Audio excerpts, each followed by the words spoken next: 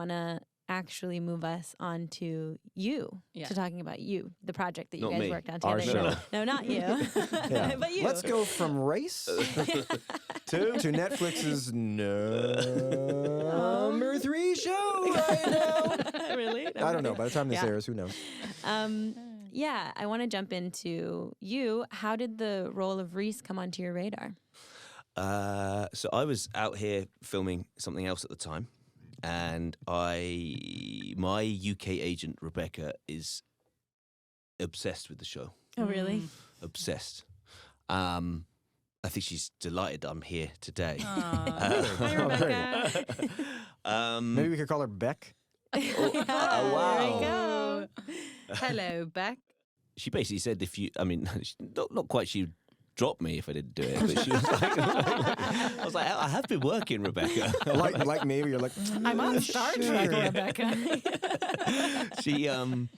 She made it pretty clear. She's like, I think this would be a really great move. And I was like, okay, well, I'll do some digging. I'll do some research. Research.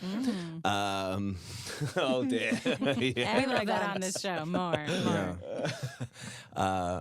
And I mean, to be honest, it felt like I had to do it based on what you don't often get full scripts when you tape or audition. You probably don't know what taping or auditioning is, Penn. You haven't done it for 20 odd years. What else have I done? What else have I done that leads you to believe that? But so often you don't really, you seldom get a script. So if you get sides, it's so hard to work out what this part's all about unless you. So true. It says like literally boy or girl or man or woman. You could take it in any direction. And you've got no context. You don't know where this fits in the story. They don't give you the name of the thing. Like I remember when you're auditioning for something like Spider-Man or Star Wars, they will not give it the same name. They won't tell you the role. They won't tell you the plot. Is that what happened when you auditioned for Mr. Fantastic? It's what happened when I auditioned for Aragon, actually, which is why I... Wow, that's interesting. Yeah, well, as an actor, it's frustrating. It's like, you're giving me nothing. Why did and they it's do also, by the way, usually a false scene that's written specifically just for the purpose of the audition. So it's like, it's a little bit denuded of substance, and so it's just like, I'm trying to do what you want me to do. Yeah. And they give you a huge casting breakdown of describing a part of it, almost throwing every characteristic out there. Right. Yeah, because you just don't really know what's going on. And they want to be like, so you want to be giving it this, but also this, and also this, and also, but under there, it's a little bit of this. And then on top, you're sprinkling a little bit of this. And you're like, okay, all right, I think I can... But just throw it away. But you're too invested. You're too invested. Just... Pull it back just a little bit. We want you more arrogant. That was too arrogant. Get out. But the reason why I was so hooked straight away is the scenes were so well written and so thought out, and I got a really good understanding of who this person is, and I was keen to get involved. I then did a Zoom meeting, which is a Zoom screen test. It's the weirdest thing in the world because I was sat in a tiny room, and I got the sense there was about 50 people online. I couldn't see any of them. Apart from John Scott, I think I could see. Shout out to John Scott. Shout out to John Scott. Intrepid producing director for season 4. And I mean, that seemed to go well. And then I had a lovely lengthy chat with Sarah Gamble, and she gave me the whole précis of what was going to be taking place for the part. Okay, so that's what we were going to ask you next. Probably was I think, right? Is when did you find out about like Rhys's true nature? She basically told me everything, and I bricked it because I was like, "How on earth am I gonna? How there was that pressure thing coming in again? I was like, how am I gonna do that? How am I gonna deliver? How am I gonna find a way through to make this believable? It's. I mean, I suppose it's very different if all you've known is this show, but when you come into something that's such a juggernaut and has such like global viral following with so many voices and opinions of what people like about it, what characters people respond to, inherently you cannot escape that in the prep process. And I know we talked quite a lot about where this storyline will sit and how people will respond to things later on down the line. And I think actually what's happening at the moment, now the first part is out there, it's kind of playing out how we discussed. It's like people, I think, are a little bit like, people seem to be really enjoying it, but also going, what on earth is going on? Think about the twist that everybody thinks is the major reveal, which is that Rhys is a figment of Joe's imagination, or at least that the Rhys who's killing people is. That's the end of episode 7. You still got 8, 9, 10. Yeah, you still got some punchy stuff. The cage, which is a huge reveal. Still got your directorial debut, which is a major revelation. We want to talk about that too briefly. And you've got the bridge, you've got everything. So to me, I think the fact that people your reflection in the mirror, the final shot. Do we know what's going on there? Do we know anything more about season 5? Yeah. Can neither confirm nor deny. No, actually, I have no idea. I literally have no idea. I actually don't. I mean, he's backtracked so well on that one, isn't he? Season 5, Ed? Everyone wants you back. I mean, my personal feeling is that the writers have a major decision to make, which is like, is Rhys along for the ride? Because it's a big decision either way. Yeah. So remember how hard it was on our schedule to shoot scenes where you are both there and not there, but there and not there. I mean, it actually made shooting everything. It was like we didn't have it a lot of the time. It was a phenomenal lift to do justice to how Rhys needed to be appearing and like. And I think, but then if he's of course not there, it's like, well, so what does that mean? I mean, I think they have a major decision before them, with Kate as well. Like, is she evil? Is she, which avenue do you pursue? The reason I'm so easily able to say I have no idea is because I think the writers, are short of an official season 5 confirmation. They just have to have the vapor, the cloud forming in their mind, but they're not. You were basically 3 characters in one. There was the Rhys Montrose, who was the mayoral candidate, who we saw giving speeches. There was the Rhys author, who would, chat with Jonathan Moore, get to know him, share similarities. And then there was Rhys, murderous, the alter ego of Joe. And actually, the scene in episode 7, at the end of episode 7, where we realize that, Penn has just castrated Rhys Montrose mayoral candidate. Joe. Oh, Penn. I said Penn. Joe has castrated. So hard to tell you guys apart. So much in common. That's the first time that, there's 2 of you, you're 2 characters in one scene. And that was phenomenal. That was incredible. Seeing you play Rhys after we already know about the evil Rhys, you realize that those are 2 completely different characters. Although Sophie, to be fair, at first, when you showed up in your suit, I thought, oh, he has a twin brother.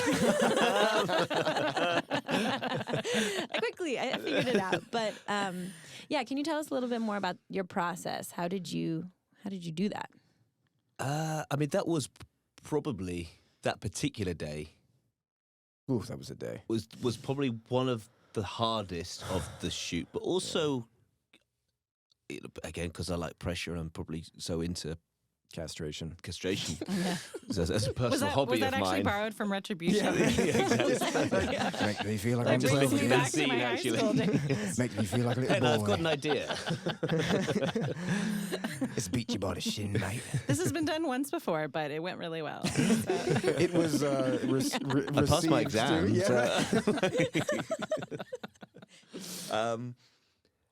It's a funny one because I remember leading up to that process, or the process to leading up to the day, it being, I was so fraught with concerns about how to deliver and how to execute that part, because the advantage of once the cat's out the bag, I've really felt quite passionate about, as much as there was always a lot of dialogue to get my head around, which I actually really enjoyed doing that. I really liked the muscular nature of Rhys's vocabulary. Once the cat was out the bag, I felt that there was this huge liberty, and this it was like a liberation. I felt incredibly free in the process, which actually meant the final few episodes, although there was a lot to think about, I just felt I was able to explore and play. But in that moment, it's weird because I hadn't really had much of playing the real Rhys. It's true, Yeah. actually. There's You only don't 3 see the scenes, real- and one of them is he's getting his balls chopped off. So Yeah. I mean, Yeah, but what a or scene. zip tied off. Actually, sorry. You know, let's get it right. Yeah. Finished off. Finished off. Yeah. But prior to that, there was only like two other scenes, Yeah.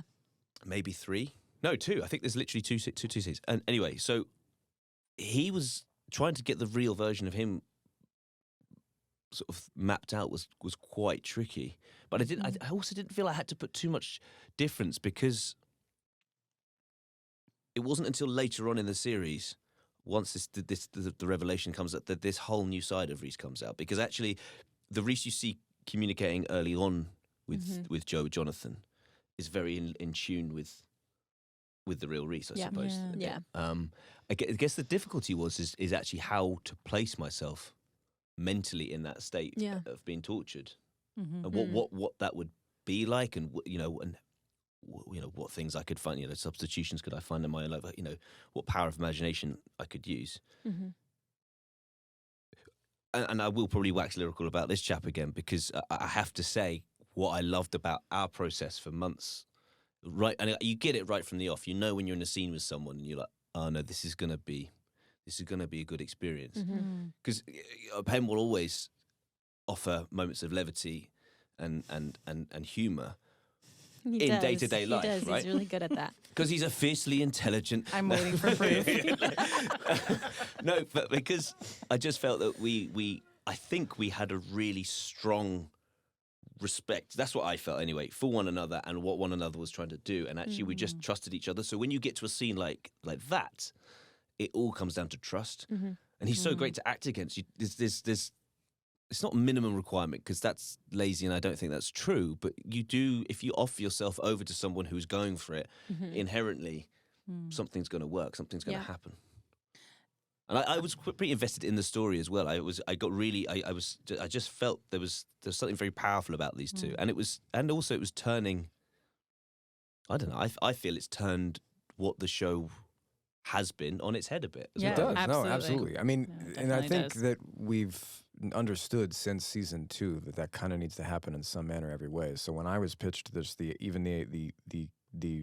barest bones concept of this sort of partnership between Joe and this like entity, that was, I was like, that's probably the best way to take it. And then when we started working together, I was really excited because of how invested you were in like well, what were you just saying? You're just like, you actually kind of made it fun, I think, in a way. Like, it made Joe fun, which is really important, actually. I mean, it because if we're able to have fun, that means the audience is seeing something different in Joe. That honestly, I mean, you only got shades of with 40, played by James Scully in season 2, which was another like a moment of an iconic pair. It's like, we have a few of them throughout the series, like just people that are great. You got to pair Joe with somebody he can really go head to head with. And it was such a joy. Those last 3 episodes in my memory were just so much fun. And then I was also prepping to direct, so it was like just the insane schedule. So to me, the first 7 episodes are of a different, completely different like universe for me than the last 3, where we got to be a duo in that way. And yeah, I don't know. I just remember just you in your suit and just like. Just diving in and chewing up those monologues, and every take you were different. I mean, every take you were different. We were always trying to figure it out, and I just think it was brilliant.